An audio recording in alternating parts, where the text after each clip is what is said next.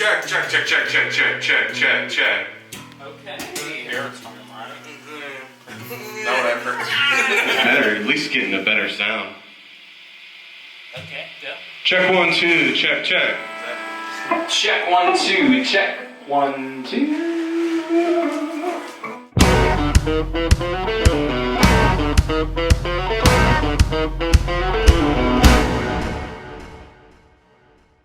I'm Layla Regan Porter. I am the Bragg Jam president. I've been on the board since 2013. In 1999, the Bragg brothers, Brax and Tate, were on a cross-country road trip together and had a tragic car accident in Texas. Brax himself was actually supposed to play a gig with his new band, the Buckleys, a few nights after the tragedy occurred.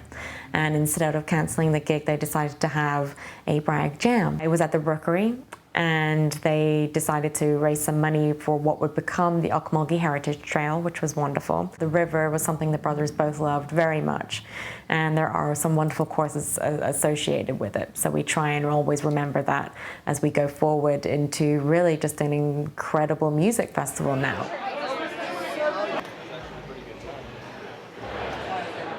This board is completely volunteer-based other than our executive assistant.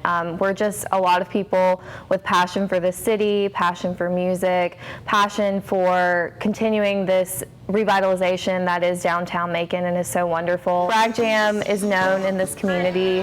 It's kind of a local event to a certain extent. Being on the marketing board this year and kind of using my experience working here at Visit Macon, knowing that Atlanta is a great target audience to have. We're trying some new things this year, both digitally, print. We have a billboard at Centennial in Atlanta this year, really targeting that Atlanta audience. It really has grown from maybe like 1 or 2 or 3 stages, and 20 bands, and then 10 stages and 50 bands, and now we've got over 60 bands playing, and we've actually had to rein it in a little bit because it is an amazing atmosphere and it's in our small downtown area.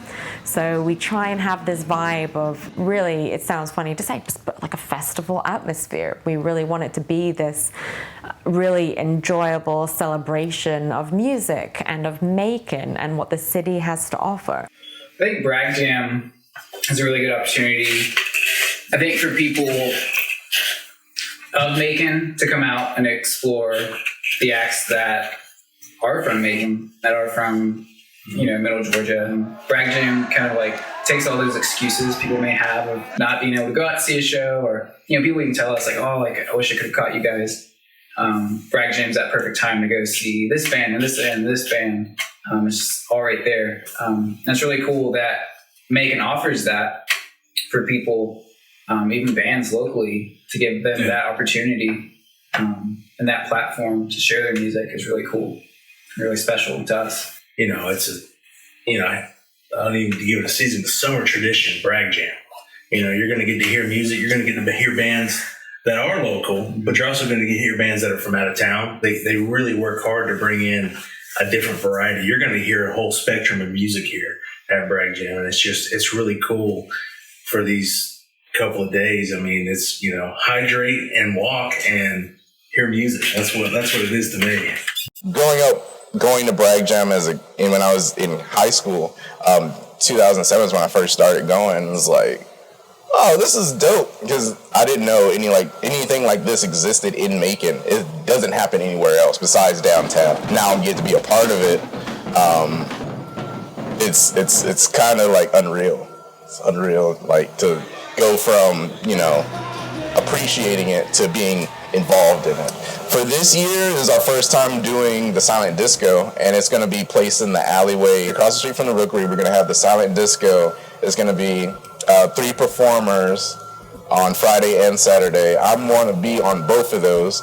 And I have special guests coming. You definitely want to check it out. You don't want to miss it. It's going to be ridiculously crazy. Damn.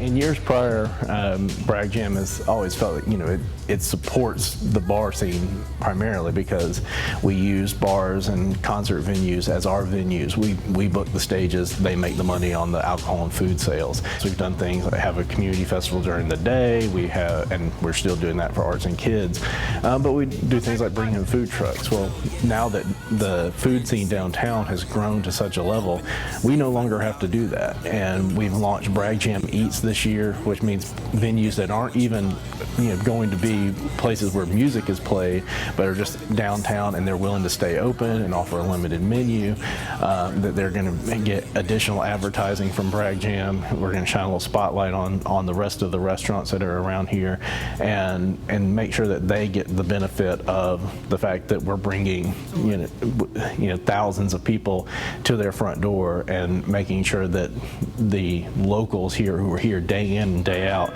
are the ones who are most benefiting from the fact that all of these people are coming and this event is happening. I feel like every musician raised in the South has,